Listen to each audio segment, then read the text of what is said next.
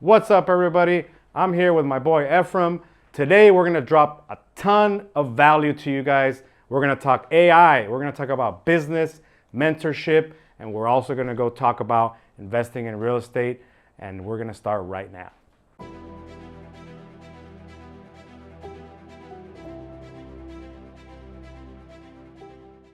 All right, guys, welcome to another session of Creators One-on-One. And this one's gonna be super special. I got my friend Ephraim here. What's up, Ephraim? How you doing, buddy? Thank Good. you for having me. We're gonna talk a lot today about business. We're gonna talk about investments, real estate, a little bit AI, wherever it leads us. I love it. Yeah. So first off, maybe introduce yourself. Yeah, to the audience. absolutely. My name is Ephraim Ebstein. My company is Fit Solutions, which is my IT services company, and then I have a cybersecurity company called Fit Cybersecurity. So that's a little bit, and I know we got to get to know each other through the 10X world and go into some Grant Cardone and Brennan Dawson's events, and we hit it off, and it's awesome to be in your studio, to be in your office, to see everything that's happening. It looks great. It looks great up here. Well, I love having you. Thank you. So tell me a little bit. We were talking ChatGPT. We were just talking a little bit about it in the AI piece, and how's that making a big difference in your company? Because I'm looking at the same thing, and I think you're a little ahead of me as far as like implementing some changes, and I want to add some changes in and just streamline and really try to be ahead of the curve, because I think you were saying that if you're not, you're going to be left in the dust pretty quick. Big time. I think you could use this for the hook. Yeah. But if you're not using these AI tools, your business is going to go down in flames. Oh, yeah, that'll burn. Right? Yeah, I could see that. For us, we're even just scratching the surface. Like, I'm in the mode of educating myself right now, and like empowering the team to get creative with AI. Right. Where I mean, even with our own content, you know, a year ago we were doing everything by hand, right? Mao was busy like editing like crazy, voiceovers, all that stuff, and now there's a lot of things that, you know, he can do with AI, like create copy, get ideas, get inspired. He's doing that right now. You know, even voiceovers on videos, a lot of different things that you could be doing just in That's just marketing. Yeah. And that's just scratching this. There's so much in marketing in AI that you can spend like your whole day learning about it. Right. And it could be a lot. Yeah. What about customer service? Because you're kind of looking into how you could service a customer better with AI. What are you seeing? I love that. I think if you guys can do this one thing, that is set a priority with this thing, right? What could be the top one or two things that can move the needle for your business? Right. And for us, we decided, all right, customer support's going to be super important. What can we learn? What can we start doing to elevate that using AI? So what we're in the process of doing is you can connect AI to all of your past customer support cases, and it would have like data to go through. It's almost like an experienced tech that's already solved that problem before. Yep.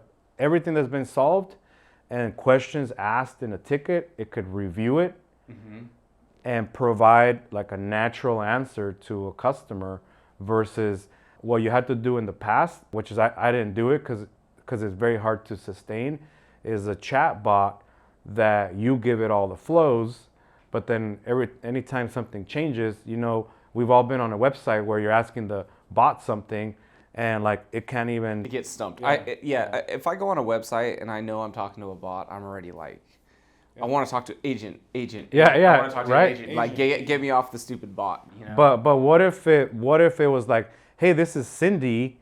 I noticed you had this ticket, blah blah blah. How did that go? Like, it's way different. Yeah. If it could fool you and actually solve the problem instead of just sending you a help article. Yeah. Then that would be pretty.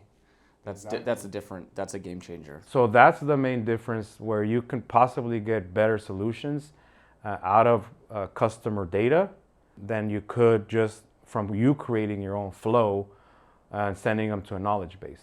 because that's all we could do with chat, or send them to call, or then now automatically transfer it to a live body, right? So that's one department aside from marketing that we're leaning into doing that stuff. There's like so many, every single department in your business can have AI helping you right now. Right. Yeah, because I've been thinking in my business, like, so with the cybersecurity,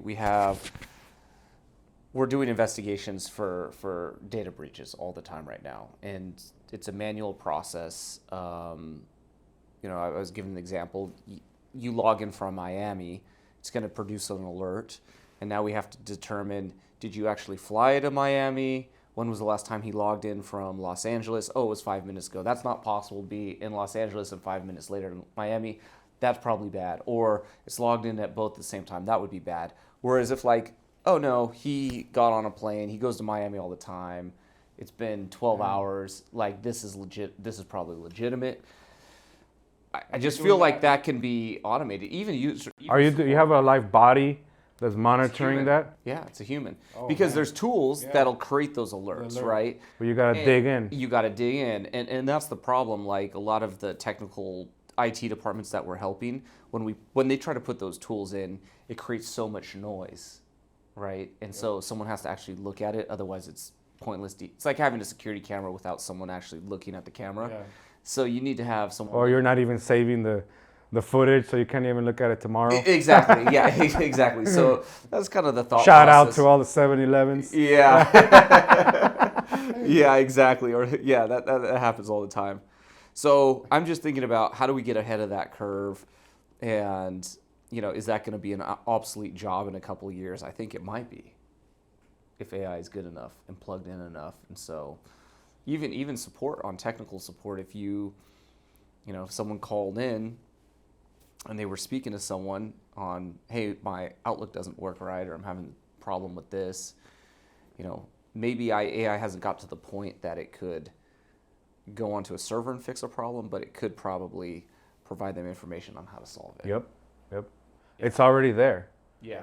So I think, the most important thing that you can do in any role in a job is make sure that you're turning yourself into the AI manager. Yeah, that makes sense.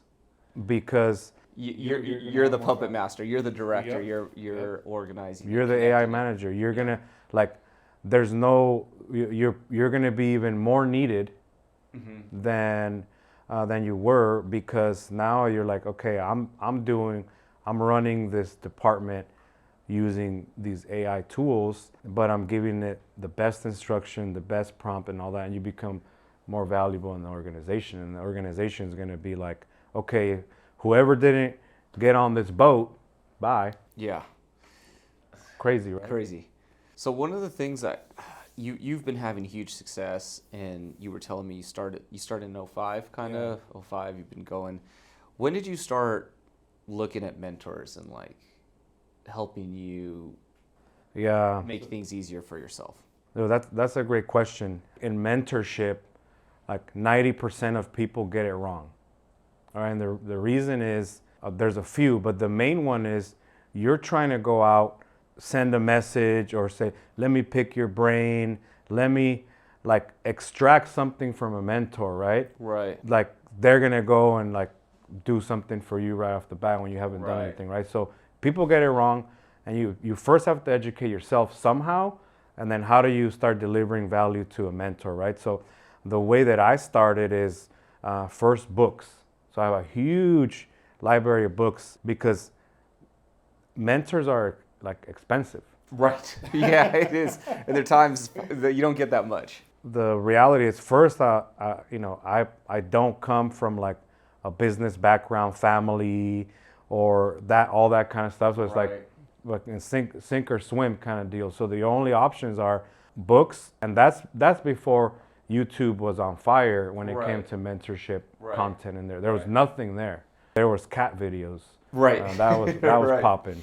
Right. So I started with a whole bunch of business books, and then as soon as I could relate to all right, what I was learning, then some mentorship started. For example, I started following Grant Cardone for real estate. Oh, that's how you started with it? Yeah, for real estate. Okay. How do I buy apartment buildings? Okay. YouTube, you know? Right. And that's so that's kind of that kind of led me to that. Yeah. But I didn't start going heavy on like knowing that the best shortcut is actually pay someone and pay someone good that's already done what you want. Yeah. And that could have been, I could have like done it better like that. I know. I go back, I'm like, man, if I could have shortcutted more stuff earlier, I would have been further along. So I got into Grant from the sales side because I was suffering on sales. And so then I started watching YouTube videos, and that's how I ran. And I agree with you, paying for mentorship is super key. You know, and it's interesting what you said about people getting it wrong with mentors and not providing any value, just wanting to extract. That's a big deal. But I also think there's so much noise now. You can go on YouTube and there's just a million coaching videos from all different type of people. Some people really haven't done anything other than actually be a coach. They never actually ran a business. They never actually did a lot of things. So kind of narrowing down someone that's actually done it and not just, you see these 23-year-old dudes and they're like, you know, driving Lamborghinis and their stuff. Well, they were good at like selling a bunch of their, you know, their following, you know, mentorship, but they never actually built anything other than that. They never like built a business like you did with OmniPrint, or they've never actually bought a real estate deal and invested and had to pay out investors and deal with the SEC. You know what I mean? It's just different. And then also, I think this is the same problem with books or videos. Most people that take in the content don't actually do it. Yeah. They don't actually go. They don't put it to work. So it's probably only this many people that take in the content, and then even out of that, it's even a smaller amount that actually do the work. 100%. Why most coaches and mentors are doing it wrong? But seriously, They do. Most of them suck. Yeah, a piece of advice that will go along with what you're saying, because I believe in it 100%. If you get somebody that's reaching out and they're like, I have this program, I'm gonna mentor you into be big, because I get those all the time. Yeah. And you see like and it's not even an age thing, 17, 18, 19, 20-year-old telling me how they're gonna help me get to $1 billion company. Then you start digging in, they haven't done anything. They haven't done right? anything. The number one thing you can do is, and it's a gauge, like how many team members have you developed and helped? Shit, how many team members have burned you? You know, Right. how many, like how hard has it been for you? How have you scaled? Have you done anything for others that's meaningful? Yeah. Like that starts turning the tide. And then have you been able to take something that you do and like invest or help others invest and stuff like that, and continue to learn, right? If you guys are looking at mentors and they haven't done anything like that, then it's really difficult, because Right. one thing is selling like an e-commerce product Yeah. and like, you know, a course or whatever. Right. The other thing is like building a team, building something tangible, something real, Right. and all of that. So just be super careful with who you lean into, because then it's hard to actually win, you know. And if you're following someone that hasn't won before, it's like, ah, shit, then what's the point? Yeah. I'm with you, man. So that's why, you know, mentorship's super important, the right one. And then now I'm like, all right, who's done it? That's what I'm looking for. I'm like, who's actually done it successfully? Because I don't know, when I started the business, I wasn't arrogant. I wouldn't say that, but I was very confident and I wanted to do things differently. I wanted to carve my own path. And then at a certain point, just keep hitting walls. It's exhausting. And I was like, man, why don't I start doing something someone else has already done successfully? And then when I started copying it and I'm having success, now I've gotten to the point where it's not that I don't want to be innovative, but especially when it comes to managing people, sales, marketing, all kinds of in business processes. If someone's already done it, you know, 100 times better than I have ever done it and they've had major success, why wouldn't I just copy that and start having results? Yep. Even if it was Follow a it. tenth, it'd still be more than what I'm doing now. Big time. And then you're not Yeah. just troubleshooting and figuring it out, Exactly. stumbling through it. And then I think once you're a master at it, doing it someone else's way, then you can innovate and be like, oh, let me do it a little differently. Let me do this special for my business. Let me get, improve on those results. But a lot of people just want to build everything from the ground up, the hard way. And then you see business owners. I mean, that's why most business owners either don't make it or, they're 10 years in and they're still like less than $1 million in revenue. Yep. Most businesses are like Yeah. that. Yeah. Yeah. For example, for us, we're in a big push of operationalizing, documenting everything, removing confusion, removing stress and drama, and it kind of sucks at the beginning. Yeah. Because we gotta like pretty much you're looking at your whole day and you're like, all right, what am I doing? Put it on a list, and then from there you figure out each thing. You have to make an instruction manual on it and a video on it to make sure everybody knows how to do that thing. Yeah. It's a lot of work on top of your dailies, but once you get there, then you have a nice little package. Somebody comes in, you could train them really fast and all of that. So You're making their path to success easy. Yep. And you're getting them from amateur to professional as fast as possible. Yep. Like you're just compressing time. Yeah.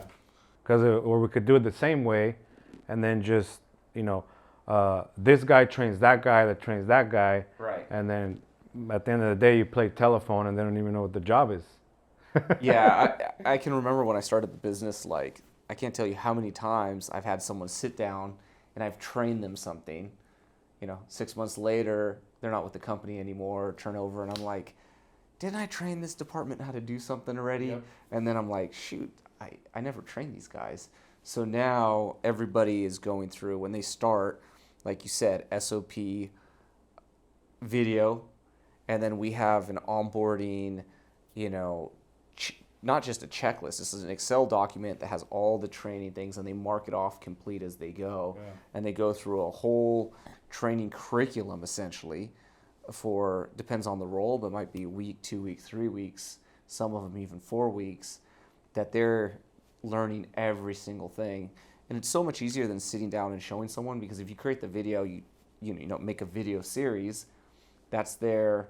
I don't want to say forever because processes change, but it's there for a long time. Yeah. And everyone can be trained by you the exact way that it should be done, or another, top performing team member on the team.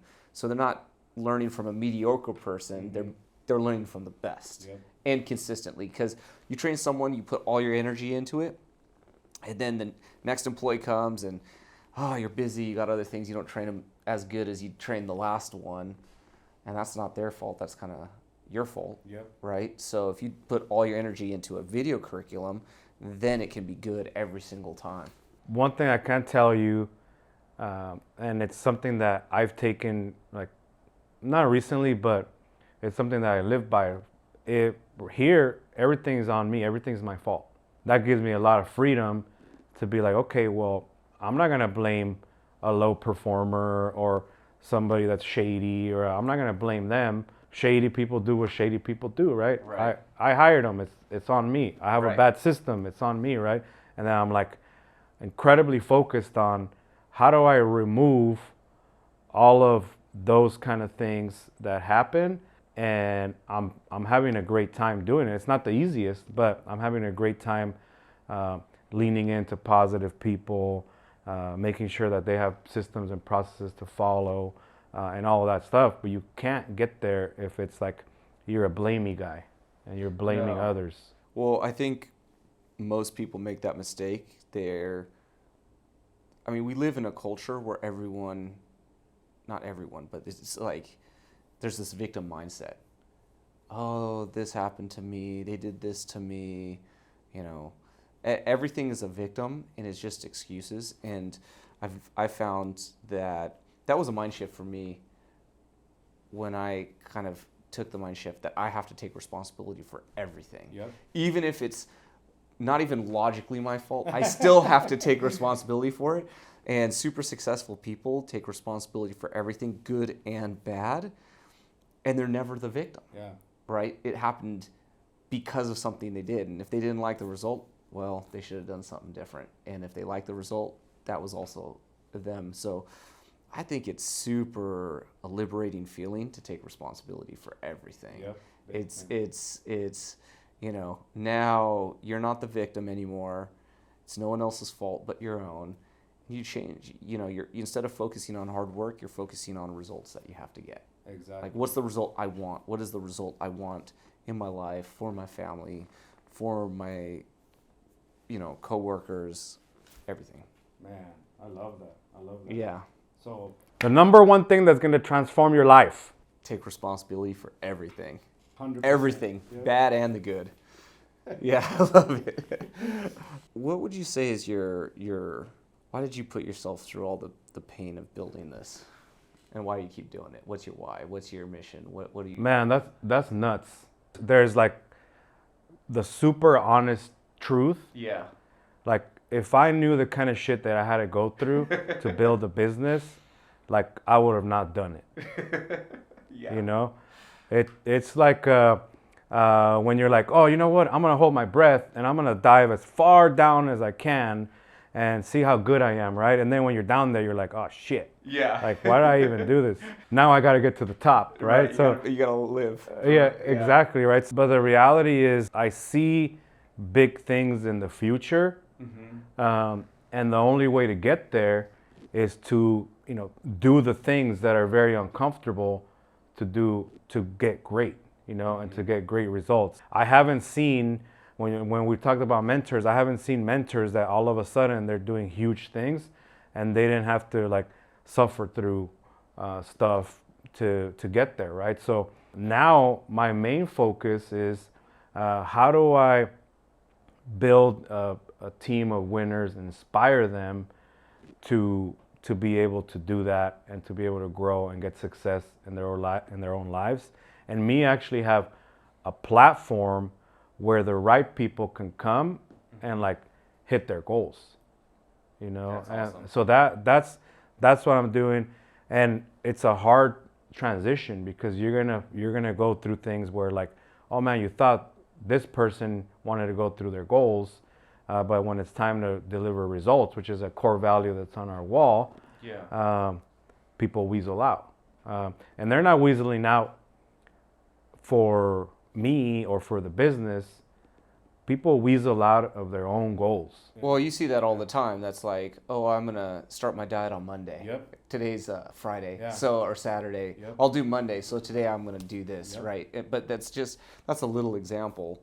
You know, their goal is really fitness, and they're just always lowering the bar, changing the bar, Yep. and that's, you know, people don't want to do the hard work, and I think it goes way bigger than just fitness. You know, it goes to everything in their life. Exactly. And so the main thing that I learned, and these are mistakes that you go through, right? You can't, you know, everybody knows you can take the horse to water, but you can't make him drink. But I didn't listen to any of that. I was like always trying to help and mentor anyone because I think anyone can grow, right? Yeah. But the reality is only the people that want to grow and do bigger things with good people, they're the ones that are going to be accountable for themselves and for their own things that they want. So you can't like want something more for someone that is above what they even want. Right. Yeah.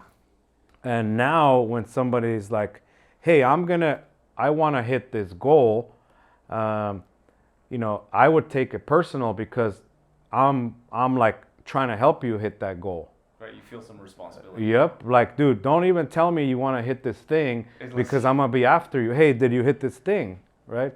But now if somebody doesn't show that they want to do the thing on their own and they're doing the reps themselves, like I'm not going to put my time there. That's good. I mean, is it taking you less time to kind of attract the right team members and weed out the old ones versus what it used to be? You don't know what you don't know, right? So you don't recognize the patterns until you've seen them many times, right? So people have patterns. So there's a pattern of a lazy person, right? There's a pattern of somebody that never takes accountability for anything. Yeah. There's a pattern of a low performer. There's a pattern of negative people. Yes. And then once you start seeing more and more, I'm like, oh, okay, this is the same pattern. So now I know what to do faster. And then now I know what to recognize faster. Even if there's a underlying tone that might have confused me in the past. I'll give you an example. Before you got here, we're doing a core values presentation for a new sales rep. There was, like, the technical things were there. Okay. But there was underlying tones of not taking responsibility for things that I wouldn't have recognized before. Yeah, now you see it. Now I see it. Yeah. Oh yeah, I'll do my 100 calls. I'll do the tactical things. I know how to use the CRMs, blah blah. But then you recognize some patterns of, like, oh yeah, I didn't do this the best because my internet this, my computer that. Right. My where there's small nuances, but the right person is gonna be like there an hour before, and their stuff's gonna be on point, right? So these are the small things. So you start recognizing these patterns. So now my main job is whoever I bring around them has to be better. Yeah, I like that. Yeah, the thing, we've been doing the core values presentations too, and the one thing that it's seriously reduced the amount of turnover because we're not hiring so many wrong people. Yep. And we're attracting more better people. And what I've noticed is the wrong people either don't want to go through the core values, or if they do, or it's the right person, anyone that actually goes to the point of core values and they present core values.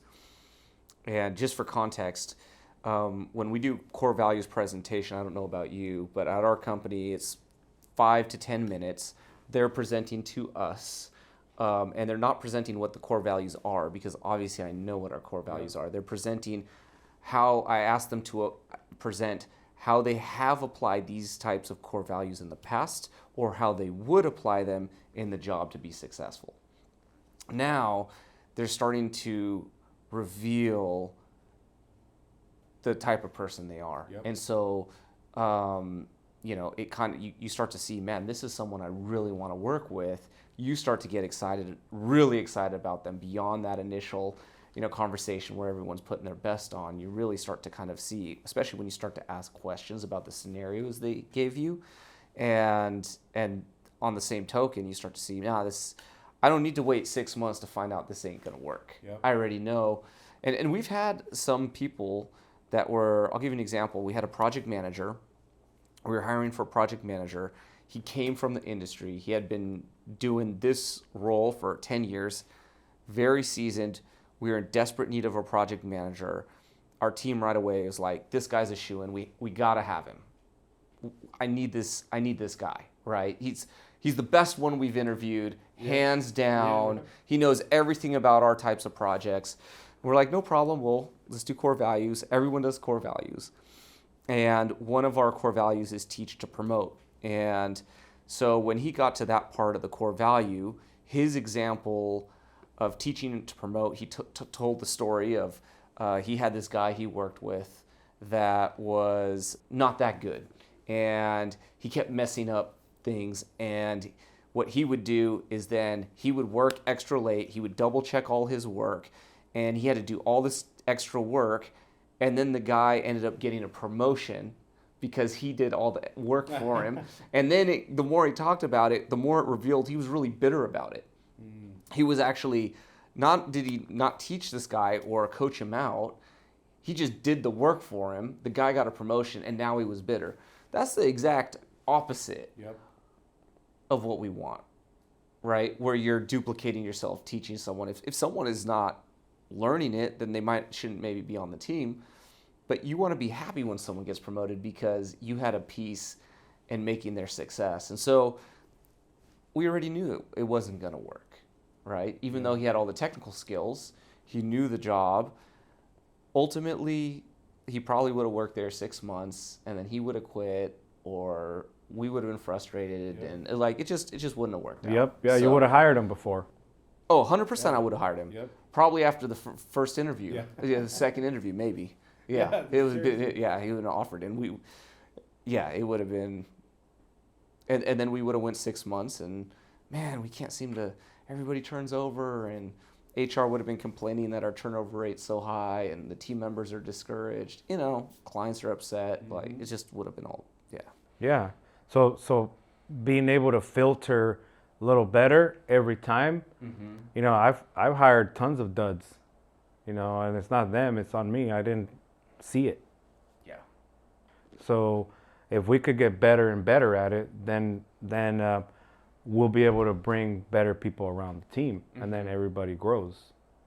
So that's a big emphasis for me. It's learning and me becoming a better leader at that point. So now I gotta lean in and have better questions for like my mentors and all that, and how I do it, because it's not the easiest.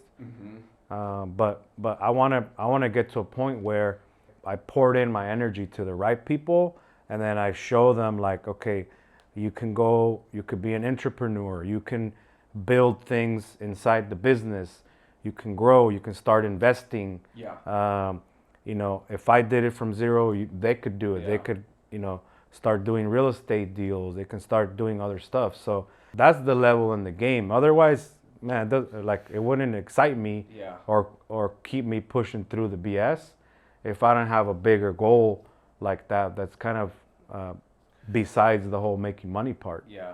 That's a good point you bring out. I heard the stat, I don't know exactly what the numbers are, but I heard the stat that most millionaires are actually not entrepreneurs. They actually work for an organization. And so the opportunity, if you're with the right vehicle, and in fact, I didn't even start thinking about starting my business until much later, because I worked for one company in particular that I loved working there. And as long as they were scaling, I would have never left. As long as they kept those core values and kept scaling, the business owner did sell it and he exited. That's when things started to change for me, because then I started saying, well, what I had before is not there for me anymore. And then I started thinking about how do I build this amazing team and make an impact on not only my life and my family's life, but people that I liked working with. And that was kind of a big driver for me to start the business, and still really part of my why is to impact lives. And I do that through technology, but that's just because that's all I know, right? Yeah, but maybe someday I'll be doing real estate deals too. I don't know. I'm gonna. So that's huge. Is just the impacting of the lives and tying it back.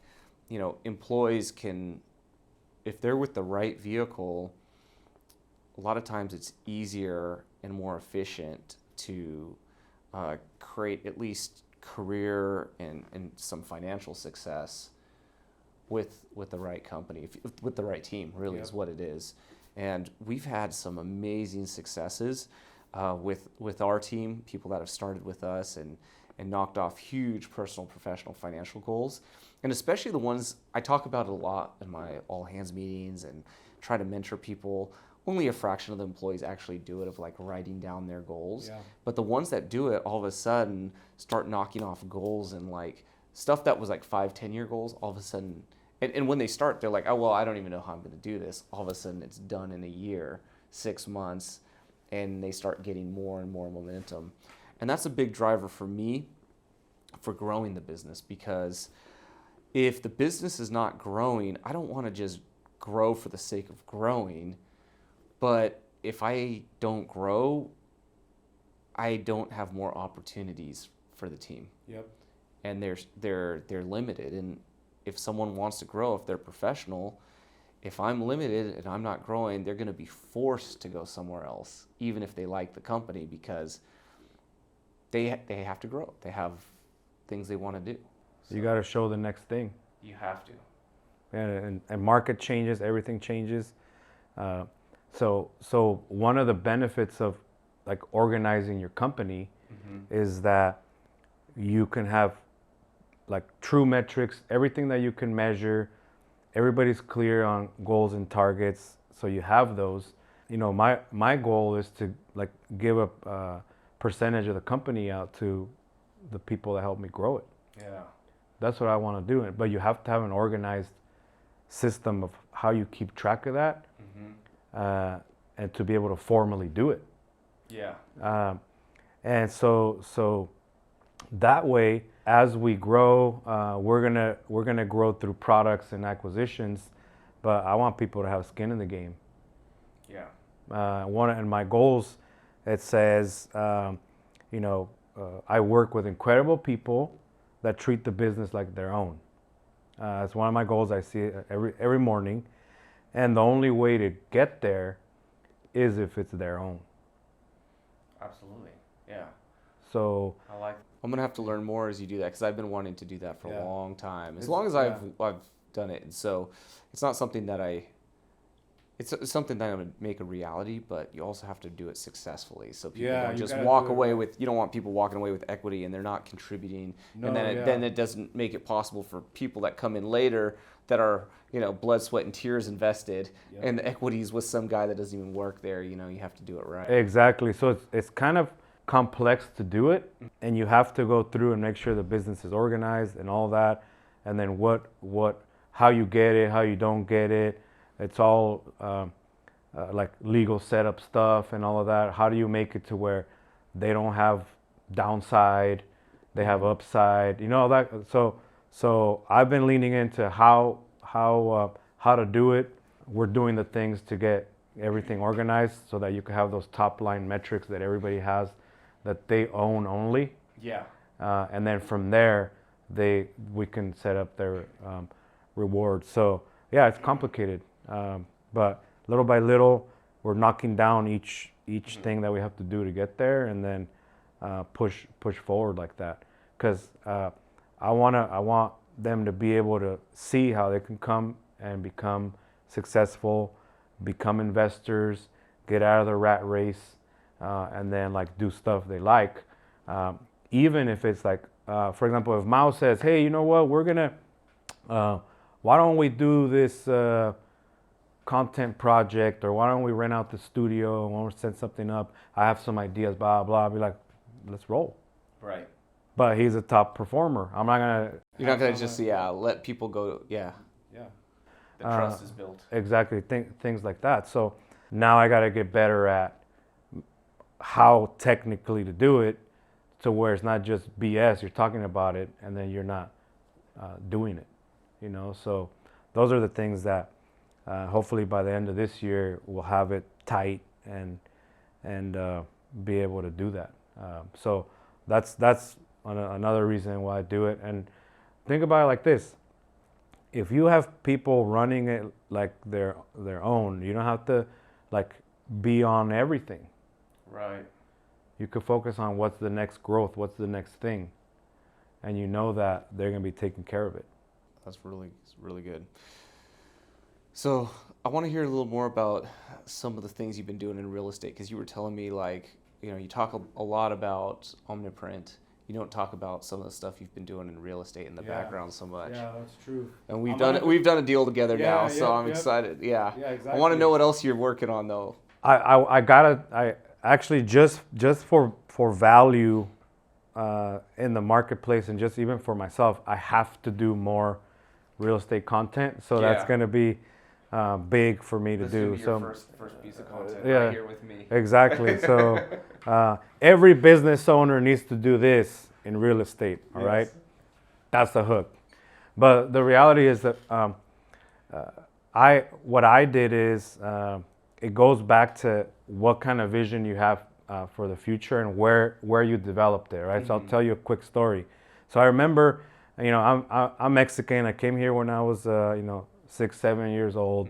And basically what we do is we do construction, because it's like all your family does it. Yeah. And like it's labor and you gotta like make money, right? So growing up, I did construction and I would see, maybe I was like the plumber or the electrician on the gig.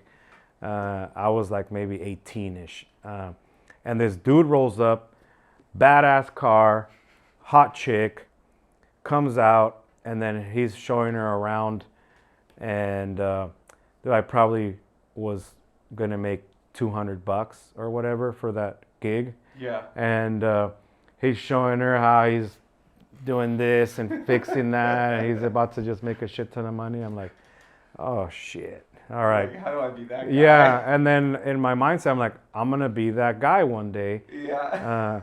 Because it's like, dude, you got to be the guy running the deal. Right. And so, fast forward, what I did, the first time I made any profit, I didn't buy a house. I didn't buy a car.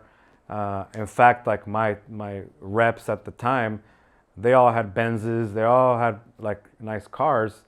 And I had like my old Infiniti. And I kept doing that. So what I did was I wanted to save up for a down payment.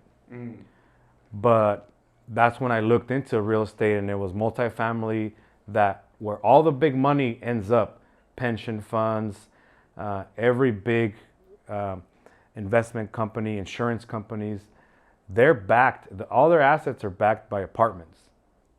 Yeah, because doesn't matter the economy, doesn't matter what, someone's got to live somewhere. Yep. And even if it's a bad economy, if you lose your home, guess where you're moving? Exactly. And if you're coming up and the economy's good, you just want the next better apartment. Yep. So I'm like, okay, I committed. I decided, all right, I know that I'm gonna do that. Multifamily is the game. So how do I get there? So then I started looking at, all right, how to buy a deal, how to analyze it. What is a good deal? What's a bad deal? What could go wrong? Everything. And from there, that's how I started into real estate. I bought my first 8 unit apartment in Vegas. So I chose Vegas because it's landlord friendly. There's like, you can't have people live for free like you can in Cali. Right. And the main reason is I couldn't afford for somebody not to pay the rent. Yeah, because then you can't make mortgage payment, insurance payment, everything. Yeah, all of it that messes you up. Yep, big time. And then you still have to keep fixing stuff up and all of that, right? So now you have landlords here in Cali where they still gotta fix stuff up, they still gotta pay the mortgage and insurance, and they can have somebody not paying for 6 months, right? So I leaned into that. I moved my money to there. I stumbled through that first one. I had a construction background, so I was able to convince the bank to give me the loan, because they won't give you the loan if you don't have experience. What did you have to do to get the bank to? Yeah, so in real estate, it's a catch-22. You cannot buy deals if you already don't have one for the equal size that you're trying to buy. Right. That's one hurdle. The other one is they want management experience. They want you to have already ran one. Because each apartment building is running a business. It has people, payroll, this and that, depending on the size, right? So they're your top partner. So what I did is I knew I was going to pay a high rate, so I already knew that. I was committed enough to be like, yeah, I'm going to do it. And then from there, I used I had to give them every construction flip that I had done as experience. And then number 3, the bank that did it was the bank that had OmniPrint accounts. So I said, if you don't fund it, because they had said no. And I'm like, if you don't fund this deal, it's not big. If you don't fund this deal, I'm moving my account somewhere else. And they ended up doing it. And for apartments, you also put a lot down. So I think on that one I put almost like half down, 50% down. Wow. Whereas a regular investor puts 25, 30. Right now it's about 40 because of where the market is. But I I was that committed to doing that because I know, like, all right, 8 apartments, rented at X amount of rent, gives you this per month, and then it's going to be cash flowing. Then I started leaning into that. I saw that one. I'm like, oh man, this is great. I was the manager and all that, and then I went to a bigger deal after that. But that's the main foundation. I think every business owner needs to be into real estate because you have a lot of tax mitigation that happens. You have a lot of benefits of like saving money, and you're starting to build some other passive way, and then you could focus on your business. That's why I didn't do single family, because you got to chase it. It's tough. Yeah, it's really tough. You can't afford like property management or anything like that. No. So you're the guy with the fucking plunger. Yeah, you're doing it. Yep, and it's like 9 o'clock at night, 4th of July. They're like, hey, my toilet's clogged, and I think I saw a roach. You know, it's like, fuck. Yeah. So I this business, I couldn't just leave and focus on real estate. I needed real estate that was gonna operate on its own with very little involvement and super safe money storage, so I could focus on the business. And that multifamily is the only one. Amazing. Yeah. Yeah, that's good. So you're in one of my deals. I'm in one deal. Yeah. How's it been? It's been good. It's been good. I'm excited to see what as the rents flip and that monthly payment gets bigger and bigger. I'm excited to watch that happen, and then eventually, I know there'll be some kind of liquidity cash out refi or something like that. Yeah. So get the money back and do it again. Exactly, and that's the main thing. Yeah. And you stay in on the deal, generating cash flow still. Yeah. I think the only thing that is not cool about being able to invest is that, for example, my team can't invest in multifamily because of the SEC rules that they gotta be making $2 million or whatever the accredited investment. SEC is trying to keep people that need investments the most down. Yep. So I think they're saying it's for their protection, but if you're in that position, you're not getting access because SEC is forcing you down. And I'm not saying there shouldn't be any protection so people don't take from grandma. But man, for certain investments like this, I think it's criminal that they're keeping non-accredited investors out of deals. So it was interesting.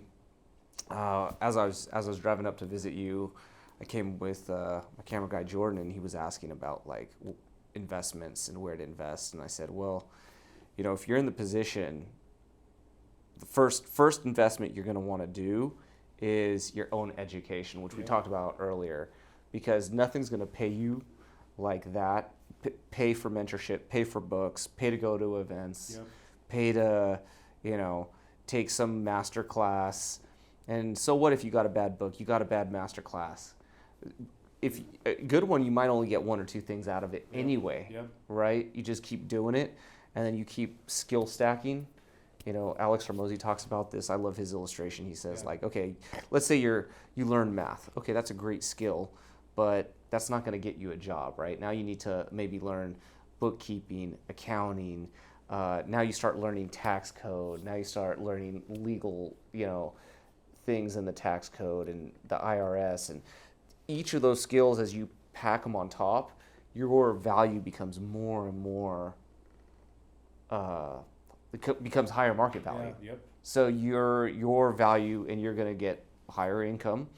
And then as you've built that, now you're going to start having the money that you can start investing at some point. Yeah, but I think a lot of people want to go straight to investing, and they're dabbling in little stocks and cryptos and losing money, and it's just all, I feel that's all nonsense. Yeah. If you're not putting money into your own education every week, I mean, if you're working full time, you're working 40 hours a week, like for somebody, like why would you not spend a few hours a week on yourself educating to get to push to the next level, and then do it again and again and again, because that's going to pay you the highest dividends, the fastest in the shortest amount of time. And then after the revenue is there, then you're going to start being able to do other things. And another mistake I see people making is their skills. Let's just pretend it's an architect. Well, now they're going to be like, okay, I need to learn architectural skills and blah, blah, blah. But there's so many other skills: leadership skills, sales skills, management skills. And people a lot of times don't see sales as a skill. Like, oh, I don't want to do sales. Well, you want to make big money? You better learn some sales skills. Oh, yeah, everybody's got Even if you're not in a sales role, you're dealing with big, high-dollar clients. They want to deal with professionals, not with amateurs. Yep. And if you sound like an amateur, even if you're a good architect, they don't want to deal with you. Yeah, exactly. So, I mean, and I'm just using that, but it could be my cybersecurity, IT. We're in a service-based industry, not a technology industry. You say, oh, you're in tech. We're in service. Yeah. Like, we get, in exchange for knowledge and service, or they exchange money for that, right? But there's a lot of people all competing against me, and why would they work with us? It's because of the results and the service. That's the only reason they would. Exactly, and plus you have to have the skill to flow somebody into your business, and you can't service them if you don't sell them in the first place. No. Yeah, so a lot of that's another concept that I love. Learned that one from Grant. Like, a lot of people, you view that close, if you close a new contract, a lot of times they're like, oh, I got them. No, you didn't get them. That is your first opportunity to service them. Yep. You have serviced them for the very first time, closing it. You've never, I guarantee there's nobody that has ever serviced a client that they didn't first sell. It's impossible. So the first service call, service appointment, first time you bring value to them is when they stroke that signature on that contract, because now the real work can begin. 100%. Yeah. I love it.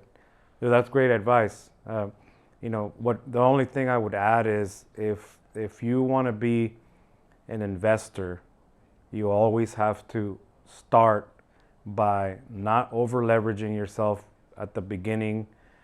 Don't get the car, don't get the house, don't get the like trying to pimp it out. Don't get bottle service if you can't do it, because it does take real sacrifice. That is, I didn't have a home. That's the investment. That's the investment. I didn't have a home, but I bought an apartment building. Yeah. I didn't have a nice new car, but I bought an apartment building. Yeah. Right. And so these are the things, the short-term sacrifices you got to tell yourself no. And all it is trying to look cool to other people that doesn't even matter anyways. No. So if you can do that at the beginning and move some of that money over, then it'll at least give you a better start, and it'll teach you that discipline. 100%. Yeah. Dude, awesome. Dude, there was amazing Yeah, podcast. man. I could talk to you about this for could go for a hours long hours time. on end. But what takeaway can you leave the audience with that's helped you the most to be where you're at right now? Man, I think you covered a lot of it, but I'll leave 3. 1, you have to figure out why you're willing to sacrifice and do it, right? And the more selfish that why is, the less likely you're going to succeed. It has to be more than yourself. It has to be bigger than yourself. And it has to be genuine. It can't be manufactured. So, figure out your why, writing down your goals every single day, because we didn't even talk about that. That's really reprogramming your brain. And I think the majority of people, myself included, when it comes to financials and finance and other things and business, we never had that education, and we have misconceptions that we've been taught. And so writing the goals reprograms your subconscious and helps you achieve goals. It's, people call it manifestation. I don't really know what it is, but it works. Yeah. That's number 2. And then number 3 is invest in yourself and make that sacrifice as an investment. Invest in your education and just, push for those results. Dude, I love that. Yeah. Awesome, my man. Thanks, bro. Dude, let's go. All right, there you have it. Tons of value. Make sure you subscribe. Make sure you hit the bell. Follow Ephraim. We're going to link stuff down below. And this is another session of Creators One-on-One. We'll see you on the next one.